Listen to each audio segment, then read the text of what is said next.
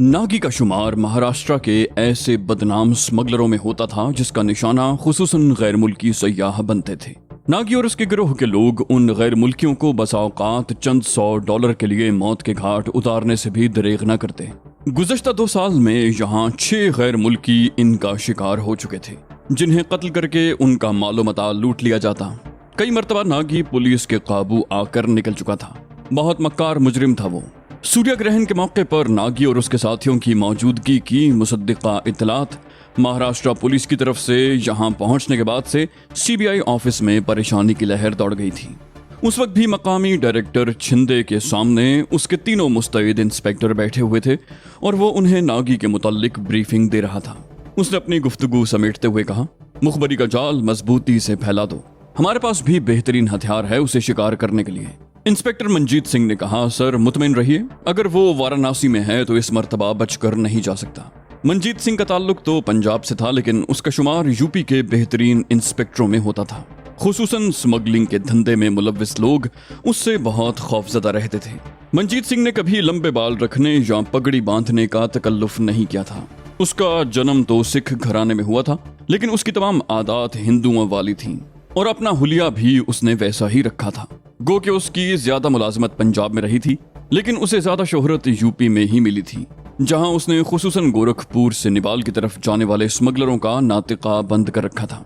Director छिंदे ने ऐनक के शीशों के ऊपर से उसकी तरफ झांकते हुए कहा, मुझे तुमसे यही उम्मीद है मंजीत सिंह। ये कहकर उसने मीटिंग बर्खास्त कर दी।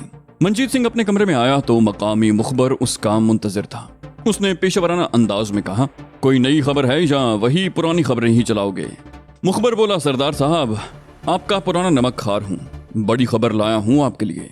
मंजीत ने कदरे बेअतनाई से ही दरियाफ्त किया, क्या? मुखबर ने उसे याद दिलाया, वो जो तस्वीरें दिखाई थी ना आपने महाराज परसों मुझे। मंजीत चौंक कर मुतवज्जे हुआ। हाँ, क्या हुआ उन्हें? उसने बांके लाल को वो 10 तस्वीरें दिखाई थी जिन लोगों की उन्हें बतौर खास तलाश थी। मुखबर बांके लाल के मुंह से निकला, सरदार साहब, उनमें से एक को मैंने ढूंढ लिया है। मंजीत सिंह का दिल धक से रह गया। किसको? उसने अपनी मेज की तरह से एक फाइल निकाली जिसमें 10 तस्वीरें बड़े एहतमाम से एक एक मुल्जिम की हिस्ट्री शीट के साथ चिपकाई गई थी। फाइल उसने बांके लाल के सामने रख दी। बांके लाल ने दिल्ली के मफरूर मुंजर बिट्टू की तस्वीर पर उंगली जमाते हुए कहा और मंजीत उसकी तरफ करीबन झुक कर देखने लगा। उसने बेयकीनी के अंदाज में बांके लाल की तरफ देखा, बोला, क्या वाकई? बांके लाल ने गर्दन फुलाते हुए कहा, सरदार साहब, 15 साल से पुलिस के लिए काम कर रहा हूँ। मेरे बाप दादा भी अफसरों की खिदमत करके इस दुनिया से गए हैं, जिसे एक मर्तबा देख लूं लाखों के मजमे में पहचान सकता हूँ। बांके लाल की नजरों से कोई बचकर नहीं जा सकता। सरदार साहब, मेरा रिकॉर्ड इसका गवाह है। मंजीत सिंह ने कहा, वेल डन बांके लाल, दिल खुश कर दिया तूने। अगर बिट्टू पकड़ा गया तो बड़ा इनाम दिलाऊंगा तुझे सरकार से, बहुत बड़ा इनाम। बांके लाल ने मूंछों को ताव देते हुए कहा, बस महाराज फिर तैयारी कीजिए। मंजीत सिंह ने उससे राजदाराना अंदाज में हिकमत अमली तय करना शुरू कर दी। बिट्टू मामूली लफंगा नहीं था। दिल्ली और उसके गिरदोनिवाह में पुलिस के लिए वो दहशत बना हुआ था। अब तक 7 बाकायदा कत्ल उसके खाते में पड़े थे। इसके अलावा वो कितने लोगों को कत्ल कर चुका है उसका कोई रिकॉर्ड पुलिस के पास नहीं था, लेकिन पुलिस वालों को यकीन था कि दिल्ली से हरियाणा और हिमाचल प्रदेश तक वो कई वारदातों में मुलव्विस है। गुज़श्ता 7-8 माह से पुलिस को अपने मुखबरों के जरिए ये तशवीशनाक इत्तलात भी मिलने लगी थी कि बिट्टू ने नागी के गिरोह में शमूलियत इख्तियार कर ली है, जिसके बाद से पुलिस के नजदीक उसकी अहमियत और ज्यादा बढ़ गई थी। मंजीत सिंह नहीं चाहता था कि मामूली सी गलती की वजह से हाथ आई मछली जाल से निकल जाए। उसे बांके लाल पर बड़ा एतमाद था। गुज़श्ता 2 साल से वो मंजीत के लिए काम कर रहा था और बड़े कामयाब ऑपरेशन करवा चुका था। मंजीत जानता था कि बांके लाल दूसरे पुलिस टाउटों की तरह सिर्फ नंबर बनाने की बजाय काम भी करता है, और उसके जरिए ही मंजीत ने कालिदास जैसे खतरनाक मुजरिम को गिरफ्तार करके सरकार से बड़े एजाजात हासिल किए थे। उसने बांके लाल को ब्रीफिंग देने के बाद पूछा, मेरी बात अच्छी तरह समझ आ गई ना? बांके लाल ने बड़े एतमाद से कहा, बिल्कुल साहब, एकदम समझ में आ गई। मंजीत सिंह ने कहा, ठीक है, फिर काम शुरू कर दो अपना और निकलो यहाँ से। और बांके लाल जय हिंद कहकर बाहर आ गया। वो दोनों नुमान को लेकर राजघाट के नजदीक एक कदरे गुंजान इलाके में आ गए थे। पहाड़ियों के दरमियान में बने उस मोहल्ले में उन्होंने एक पुराने मंदिर नुमा मकान में डेरे जमाए हुए थे। उस मकान के कितने कमरे हैं उसका शुमार तो नुमान न कर सका, लेकिन उसने अंदाजा कर लिया कि ये सराय नुमा मकान, जो घर से ज्यादा अली बाबा 40 चोरों का मस्कन दिखाई दे रहा था, जरूर खुसूसी अहमियत का हामिल होगा। 3-4 कमरों के सामने से गुजरते अब वो जिस कमरे के सामने रुके थे वो किसी गार की तरह दिखाई दे रहा था। अगर यहाँ लाइट ऑफ हो जाती तो शायद दिन में भी कुछ दिखाई न देता। जिन कमरों के सामने से गुजरकर वो यहाँ पहुंचे थे वो खाली थे या उनमें भी कोई मुकीम था, इसका नुमान को इल्म न हो सका। उसने ज्यादा तरद्दुद भी न किया। उसे तो यहाँ सिर्फ एक रात बसर करके आगे जाना था, क्योंकि रात को वो सफर नहीं करना चाहता था, वरना शायद वाराणसी में भी न रुकता। कमरे के दरवाजे पर लटका ताला रुपेश ने अपने पास मौजूद चाबी से खोला और जब अंदर मौजूद लाइट का बटन ऑन किया तो कमरे की सच-धज देखकर नुमान हैरान रह गया। कमरे में शानदार बेड और सोफे मौजूद थे। रुपेश ने उसे हाथ के इशारे से कहा, ये आपका कमरा है, जितने दिन जी चाहे कयाम करें। नुमान ने बरहमों की तरह हाथ बांधे बोला, धन्यवाद। रुपेश बोला, अरे वर्मा जी क्यों शर्मिंदा करते हैं, और हाँ ये वॉशरूम है, एक दरवाजा हमारे कमरे में है और एक आपके कमरे में खुलता है, इसका इस्तेमाल करते हुए दूसरे दरवाजे को लॉक कर लें। उसने मुस्कुराते हुए कहा और नुमान भी इल्तिजामन मुस्कुरा दिया। साक्षी ने कहा, मैं आपके लिए चाय बनाकर लाती हूँ, अभी आप आराम करें, और उसने अपने साथी को इशारे से चलने के लिए कहा। नुमान ने कहा, कोई खास जरूरत नहीं थी, आप तकलीफ ना करें। साक्षी ने कहा, अरे नहीं भाई साहब, बहुत सर्दी हो रही है। ये कहकर वो उसका जवाब सुने बगैर चली गई। रुपेश ने भी उसकी तकलीद की। उनकी रवानगी पर नुमान ने कमरे को अंदर से लॉक किया और पुश्त के बल पलंग पर गिर पड़ा। अब वो मुसलसल भाग दौड़ के बाद वाकई सोने की जरूरत महसूस करने लगा था। चाय की तलब उसे भी हो रही थी, शायद इसीलिए उसने इनकार नहीं किया था। थोड़ी देर के बाद वो वॉशरूम में चला गया, जिसका दरवाजा दूसरी तरफ से बंद था। अचानक ही उसकी छठी हिस्स ने नुमान को झंझोड़ा। नुमान को छठी हिस्स ने कभी धोखा नहीं दिया था। अचानक ही उसके जहन ने पलटा खाया और उसे अपनी बेवकूफी पर कुछ गुस्सा भी आया कि अभी तक उसने तस्वीर के दूसरे रुख पर तो गौर किया ही नहीं था। उसे उन दोनों के साथ खाना खाते हुए कुछ शक तो गुजरा था, लेकिन न जाने क्यों उसने ज्यादा नोटिस लेना मुनासिब न जाना। वॉशरूम के दोनों दरवाजों के ऊपर वाले हिस्से पर लकड़ी की ऐसी जाली लगाई गई थी जिससे हवा की आमद का सिलसिला बना रहे। उस जाली से दूसरे कमरे की रोशनी भी छन कर आ रही थी। वॉशरूम की लाइट ऑफ करके न जाने क्यों उसने अपने हसास कान उस तरफ लगा दिए और दूसरे कमरे से सुनगुन लेने की कोशिश की, जहां से उसे दोनों के बातें करने की कुछ आवाजें सुनाई दी। दूसरी तरफ साक्षी और रुपेश बातें कर रहे थे, जो नुमान के लिए किसी भयानक इंकिशाफ से कम नहीं थी। साक्षी उसे कह रही थी, बिट्टू मुझे तो तुम्हारी बात पर यकीन नहीं आता।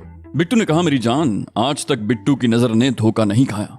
बड़ी मोटी असामी है, मेरा दिल कहता है इसका बैग नोटों से भरा है। तू चाय तैयार कर, बाकी मामला मुझ पर छोड़ दे। साक्षी बोली, ठीक है तुम कहते हो तो। उसकी बाकी बात नामुकम्मल रही, क्योंकि उसके बाद वो जिस काम में जुट गए थे उससे नुमान को कुछ लेना देना नहीं था। अब उसे सारा मामला समझ आ गया। ये दोनों कोई फ्रॉडिये थे और उसे मालदार बेवकूफ आसामी समझकर, जिसका वो खुद मुजाहरा भी करता आ रहा था, उसे लूटने का प्रोग्राम बना रहे थे। नुमान को याद आ गया, उसने अखबारात में एक गिरोह की खबरें पढ़ी थी जिसमें शामिल लोग अजनबियों को फांस कर नशा आवर या जहरीली अद्वियात के जरिए बेहोश करने के बाद उन्हें लूट कर फरार हो जाया करते थे। उन्हें मकामी लोग ठग कहते थे। उसका वास्ता अब ठग्गों से पड़ गया था। दिल ही दिल में वो उनकी बेवकूफी पर मुस्कुरा दिया, क्योंकि उन्होंने वाकई गलत शिकार फांस लिया था। नुमान की तवक्कुआत के मुताबिक 15 मिनट के बाद ही साक्षी और रुपेश चाय लेकर आ गए। 2 कप उन्होंने खुद थाम रखे थे। नुमान ने इस तरह उठकर दरवाजा खोला जैसे नींद से उठकर आया हो और उन्हें अंदर ले आया। साक्षी ने उसकी तरफ कालाहारी मुस्कुराहट उछाली, चाय हाजिर है भाई साहब। नुमान ने कप पकड़कर एक तरफ रख दिया, बोला, शुक्रिया, धन्यवाद। अगला सवाल हुआ, कैसा लगा कमरा आपको, कोई बेआरामी तो नहीं? नुमान ने कहा, नहीं, बहुत शुक्रिया आपका। मेरी आदत है चाय पीते ही सो जाता हूँ और उसके बगैर नींद भी नहीं आती। रुपेश ने जुमानी अंदाज में कहा, फिर तो भाई साहब आप समझें कि आज आपको जिंदगी की शानदार नींद आएगी। ये जो साक्षी है ना, बड़ी जबरदस्त चाय बनाती है। नुमान ने उसकी तरफ मुस्कुराहट उछाली, बोला, कुछ अंदाजा हो रहा है मुझे। दोनों हंस हंस कर बातें कर रहे थे, लेकिन अभी तक नुमान ने चाय के कप को मुंह नहीं लगाया था। साक्षी ने मुस्कुराहट उछाली, बोली, लीजिए ना भाई साहब, ठंडी हो रही है। नुमान ने जवाबी मुस्कुराहट से कहा, अरे साक्षी जी, बस यही कमजोरी है मेरी, एक तो चाय ठंडी करके पीता हूँ और जैसे ही हलक से उतरी नींद आ जाती है। रुपेश ने कहा, कोई बात नहीं, आप आराम करें, हम चलते हैं, सुबह मिलेंगे, शुभ रात्रि। और वो दोनों चले गए। शायद वो बिल्कुल मुतमईन थे कि शिकार कहां बचकर जाएगा। मंजीत सिंह ने जवानों का इंतखाब खुद किया था और उन्हें अपनी बराह रास्त कमान में लेकर बांकीलाल की बताई हुई उस इमारत को घेरे में ले लिया था, जिसकी निशानदही बांकीलाल ने उसे साथ लेकर सरेशाम ही करा दी थी। और मंजीत सिंह ने उससे हल्फ ले लिया था कि वो ऑपरेशन मुकम्मल होने तक उसका जिक्र भी अपनी जबान पर नहीं लाएगा। बांकीलाल को रुखसत करने के बाद उसने सिर्फ अपने डायरेक्टर को एतमाद में लिया था और अपने किसी साथी को इस ऑपरेशन की भनक भी न पड़ने दी।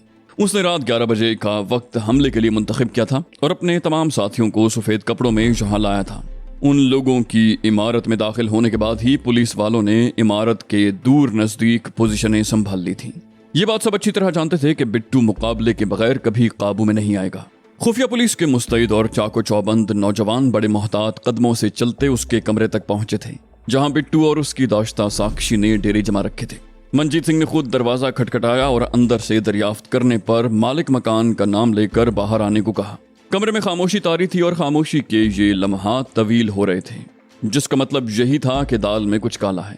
बिट्टू और साक्षी को नुमान के कमरे से आए अभी बमुश्किल 6-7 मिनट हुए थे और अगले 3-4 मिनट के बाद वो नुमान के कमरे पर धावा बोलने वाले थे, क्योंकि उनकी दानिश में नुमान पर अब तक चाय में मिलाई बेहोशी की दवा ने मुकम्मल असर कर दिया था और अब उन्हें उसकी दौलत समेटकर यहाँ से अपनी अगली मंजिल की तरफ कूच करना था। शायद अगली मंजिल के कूच की तैयारियों में ही कुछ देर हो गई थी और अब दोनों अपने अपने बैग करीबन तैयार कर चुके थे, जब अचानक दरवाजे पर बड़े शरीफाना अंदाज से दस्तक दी गई। बिट्टू के इस्तफसार पर जब मंजीत सिंह ने बाहर से मालिक मकान का नाम लेकर अपना तारुफ करवाया तो बिट्टू के कान खड़े हो गए, क्योंकि ऐसा मुमकिन ही नहीं था। उस मकान का मालिक उनका बड़ा काबिल एतमाद साथी था और गुज़श्ता रोज ही उसकी टेलीफोन पर बिट्टू से बात हुई थी, क्योंकि वो यहाँ नहीं बल्कि गोरखपुर में अपने शिकार पर निकला हुआ था। मालिक मकान खुद तो आने से रहा, अपना कोई नुमाइंदा वो यहाँ भेज नहीं सकता था। बिट्टू का शैतानी जहन बड़ी तेजी से काम कर रहा था। उसे समझ आ गई थी कि ये लोग कौन हैं और ये यहाँ क्यों आए हैं। साक्षी की तरफ देखकर उसने हाथ के इशारे से बताया कि पुलिस बाहर मौजूद है और उनके कमरे से बाहर जाने का रास्ता पुलिस के दरमियान से होकर गुजरता था। नुमान के कमरे में एक खिड़की दूसरी तरफ खुलती थी, लेकिन उन्होंने वो कमरा खुद नहीं बल्कि अपने शिकार के लिए रखा हुआ था। दूसरे ही लम्हे दोनों मुकाबले के लिए तैयार हो गए। ये सूरत हाल उनके लिए नई नहीं थी। दोनों ने अपने पिस्तौल संभाल लिए। साक्षी ने दरवाजे के एक साइड पर खड़े होकर खोला और सामने खड़े बिट्टू ने फायरिंग शुरू कर दी। मंजीत सिंह सामने से हटकर अपनी तरबियत के मुताबिक पहले ही एक तरफ हो गया था। उसे बिट्टू से इस रद्द अमल की तवक्को थी, लेकिन इस मर्तबा वो भी पक्के पैरों से आया था। पुलिस को उसने इस तरह पोजीशन दिला दी थी कि बिट्टू और साक्षी के फरार के तमाम रास्ते बंद हो गए थे। दोनों ने कुछ देर कमरे के अंदर से ही गोलियां चलाईं और जब उन्हें यकीन हो गया कि अब फरार का कोई रास्ता बाकी नहीं रहा तो हथियार डालकर गिरफ्तारी पेश कर दी। दूसरी तरफ नुमान अपने कमरे में मौजूद बिस्तर पर सोफे के कुशन रखने के बाद चादर डालकर ऐसा तासुर कायम कर चुका था कि वो कमरे में ही सो रहा है और खुद दरवाजे के साथ एक कुर्सी पर इस तरह तैयार होकर बैठा था कि अंदर दाखिल होते ही दोनों को काबू कर ले। उसने दोनों से निपटने के लिए फौरन बाद यहाँ से निकलने का प्रोग्राम बनाया था, क्योंकि उसके बाद वो यहाँ नहीं रह सकता था। अपने फरार के लिए उसने दोनों ऑप्शन सोच लिए थे। एक तो सीधा रास्ता था कि वो जिस तरह यहाँ आया है वैसे ही बाहर निकल जाए, और दूसरा रास्ता खिड़की का था जो उसके कमरे के बाहर दूसरी तरफ एक इंतहाई तंग गली में खुलती थी। ये गली आगे कहाँ जाती थी इसका उसे अंदाजा नहीं था। नुमान को यकीन था कि उसकी जरूरत ही पेश नहीं आएगी। वो आसानी से दोनों को काबू करके यहाँ फेंक कर अपनी राह लेता। कहीं न कहीं रात बसर करने को जगह मिल जाती। उसके बाद उसे आगे ही जाना था। अभी उसे अपनी जगह बैठे चंद मिनट ही गुजरे थे जब अचानक फायरिंग की आवाजों से कमरा गूंजने लगा। कोई अंधाधुंध गोलियां चला रहा था। नुमान उछलकर कदमों पर खड़ा हो गया। गोलियां इतनी नजदीक से चलाई जा रही थीं कि उसे एक मर्तबा गन लोड करने की आवाज भी सुनाई दी। नुमान ने सोचा उसे फौरन जहां से निकल जाना चाहिए और दूसरे ही लम्हे वो खिड़की के नजदीक पहुंच गया, लेकिन दोबारा पलटा और उसने अपना छोटा सा बैग भी गले का हार बना लिया। खिड़की खोलकर वो बाहर निकला और उसके छज्जे पर हाथ जमाकर बमुश्किल पाइप तक पहुंचा, जिसने उसे 15-20 फुट नीचे गली में पहुंचाना था। अगर खिड़की से छलांग लगाता तो ऐन मुमकिन था कोई हड्डी पसली एक हो जाती। गली में अंधेरा होने की वजह से नीचे का मंजर नुमाया नहीं था। गली बहुत तंग थी। शायद यही वजह थी कि अभी तक उसे गुजरगाह भी नहीं बनाया गया था। नुमान के कदम जमीन से लगे तो वो उसी पोजीशन में बैठकर अंधेरे में आंखें फाड़ फाड़ कर अतराफ का जायजा लेने लगा। फायरिंग की आवाजें तो नुमाया थी, लेकिन उसकी खुशकिस्मती के यहाँ कोई नहीं था। गली दोनों अतराफ खुलती थी।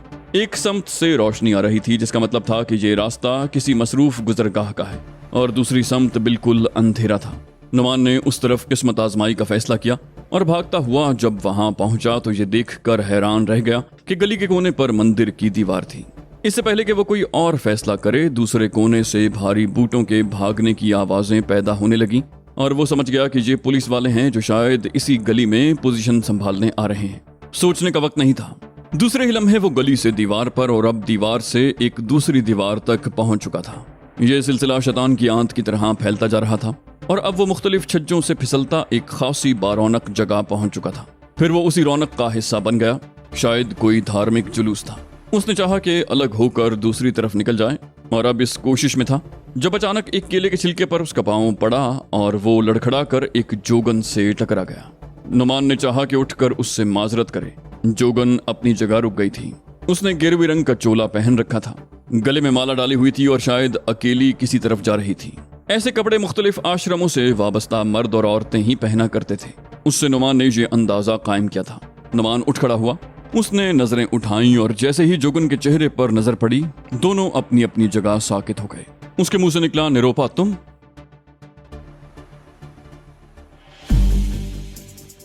दिल्ली से वाराणसी तक का सफर निरोपा रॉय की जिंदगी का ऐसा भयानक ख्वाब था जिसकी ताबीर ने उसे लर्जा कर रख दिया। जिंदगी ने उसके साथ अजीब खेल खेला। एक मॉडर्न ख्यालात रखने वाली स्मार्ट और मार्शल आर्ट्स की चैंपियन लड़की को रॉ के हेडक्वार्टर से उठाकर यहाँ वाराणसी के एक आश्रम में फेंक दिया। गो कि ये उसका इख्तियारी अमल था और किसी ने उसे इस फैसले पर मजबूर नहीं किया। लेकिन असल में जो कुछ उस पर गुजरी, उसके बाद जिंदगी ने निरोपा रॉय से सारे इख्तियारात सल्ब कर लिए थे।